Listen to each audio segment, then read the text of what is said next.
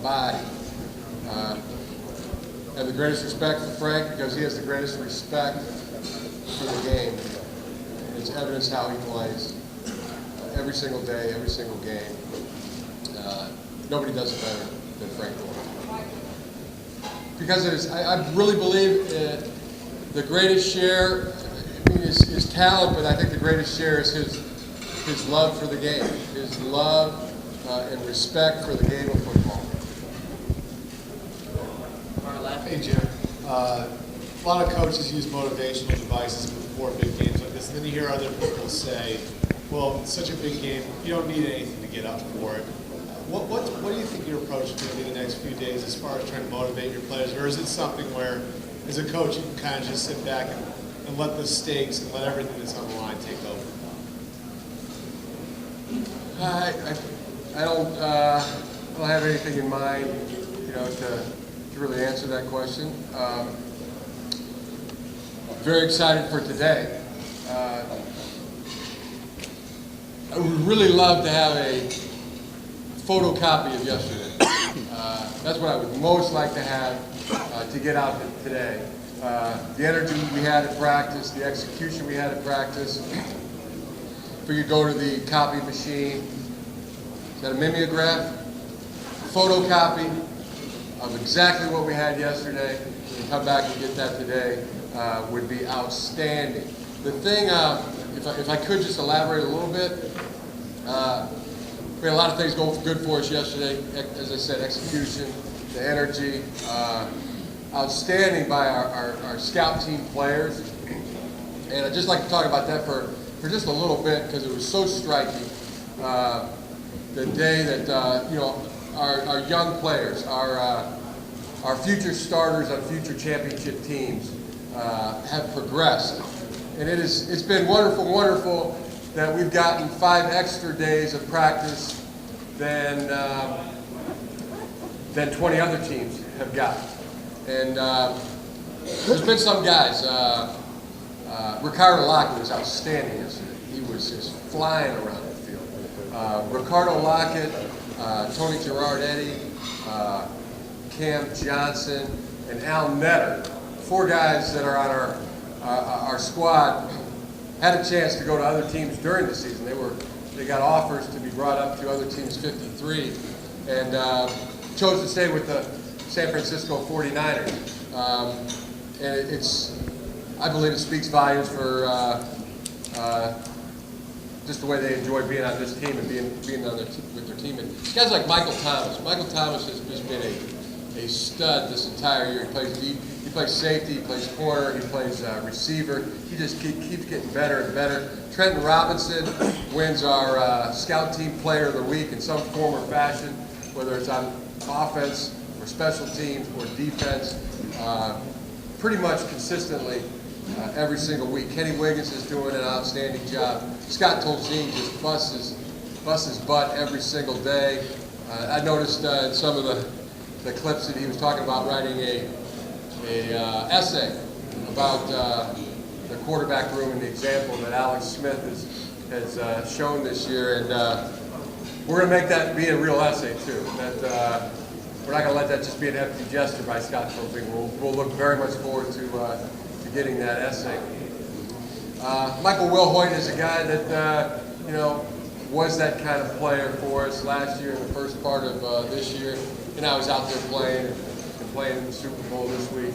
I just can't tell you how exciting, how wonderful it is, to see these players grow. And I can't wait to see him come back out today. This is Ian Williams. A guy like Ian Williams has been fantastic. Not to mention Ricky Jean Francois had a tremendous. We couldn't block him yesterday. We could not block him. So there's quite a few positives going, and like I said, we see if we can't get a photocopy of that yesterday. Sounds almost like a college coach looks at full practices to develop their young players. Same type of thing here. Yes, it does feel that way. It just reinforces what you believe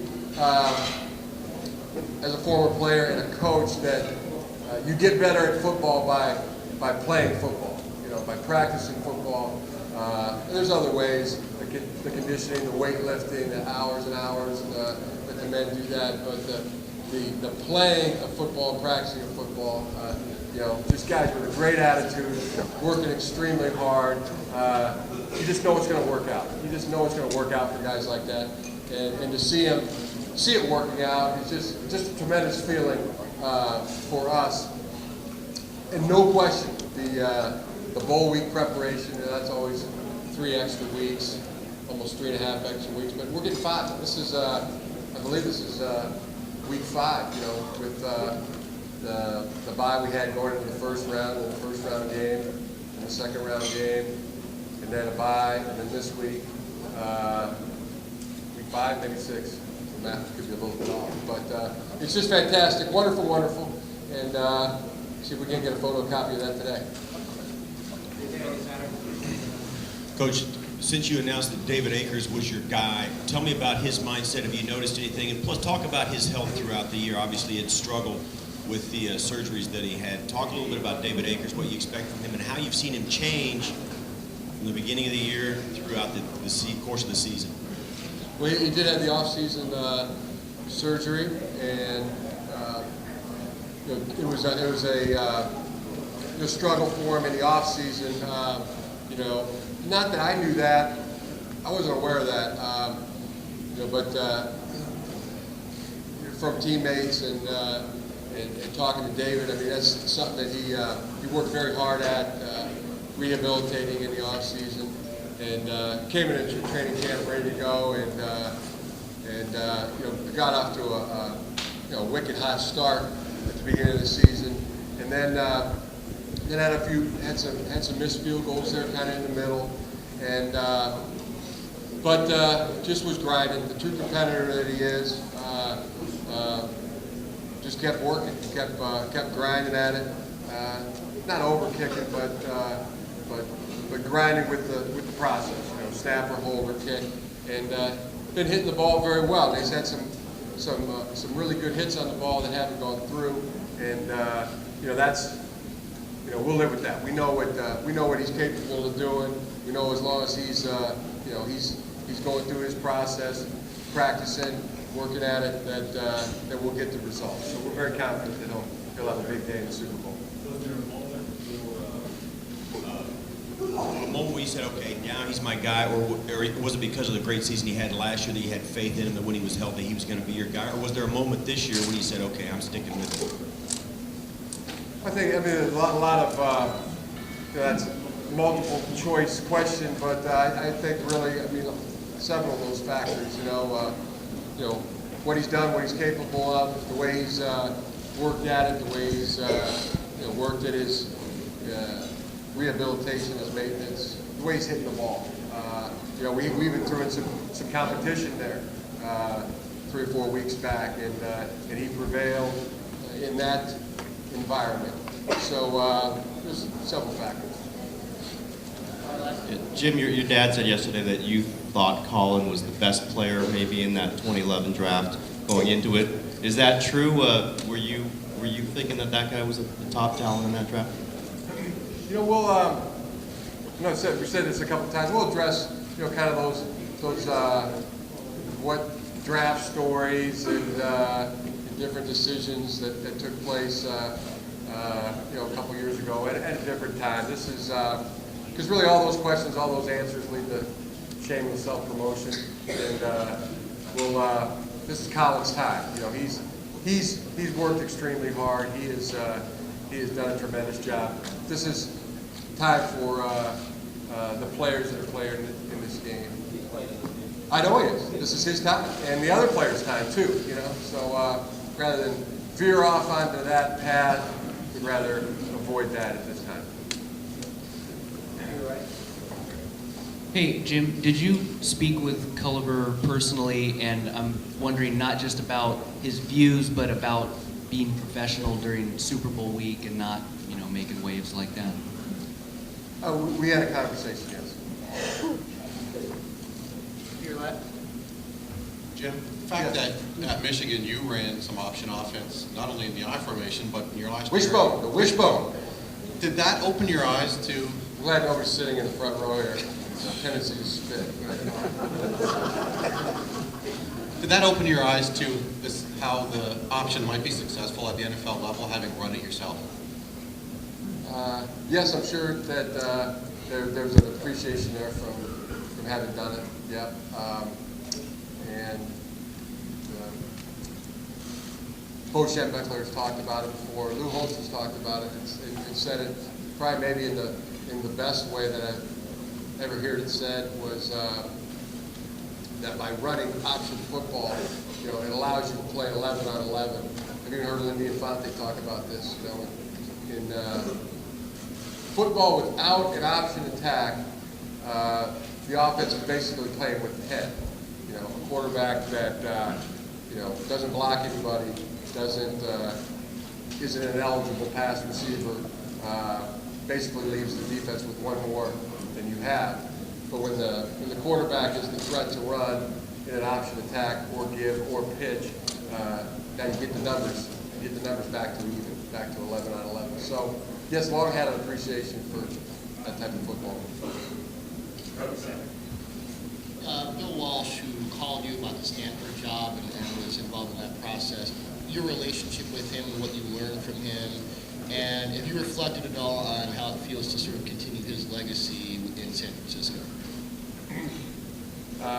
Well, yes. I mean, Coach Walsh did call me and left a message on my phone to see if I would be interested in the Stanford coaching job. And I was intended to leave that message on my phone for the rest of my life, but I lost that phone. There was one day in particular when we had all the quarterbacks lined up. There were 7 or 8 quarterbacks, and putting them all together, and Seb's a lot of names that you would all know that are playing big time college football and professional football, and Coach watched him with us, and we ranked them. My memory is that Andrew Luck was his and our favorite, probably my favorite. Coach Harbaugh, this is Will from Front Forward San Francisco, and I'd like to ask you about Culliver. What did you say to him when you spoke, and what did he say to you when you guys had the conversation? You've been very generous about saying there's no malice in your heart. So when you heard what he said, you know, can you just walk us through what you thought and what you said to him? No, I wouldn't go to walk you through. I mean, yeah, I think I treat those conversations as private conversations, but I do believe that is not, there wasn't malice in his heart. He's not that kind of person.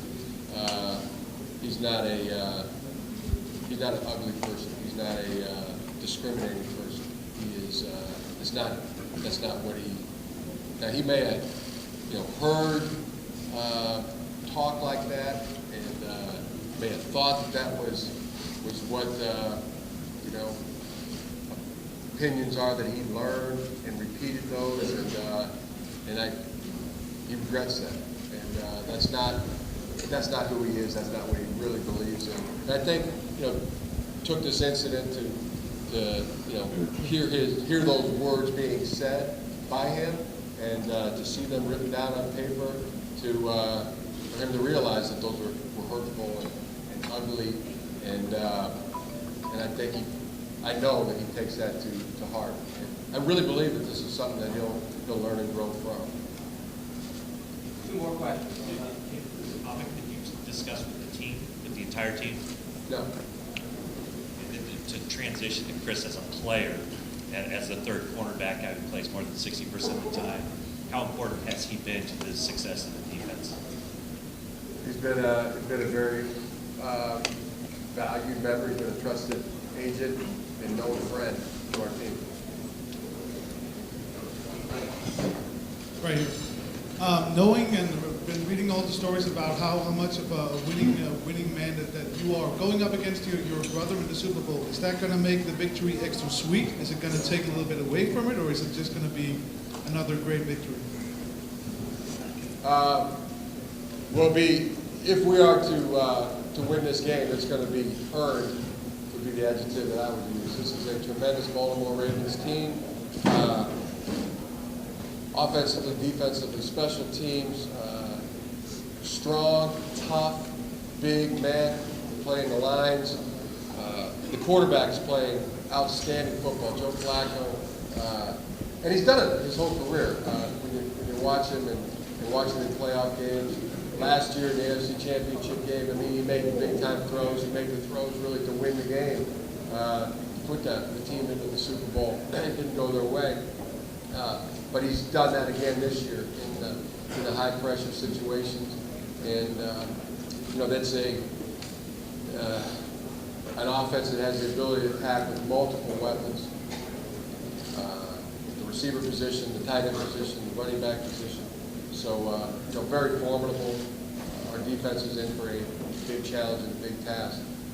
Defensively, the same thing. This is a team that is extremely talented on defense.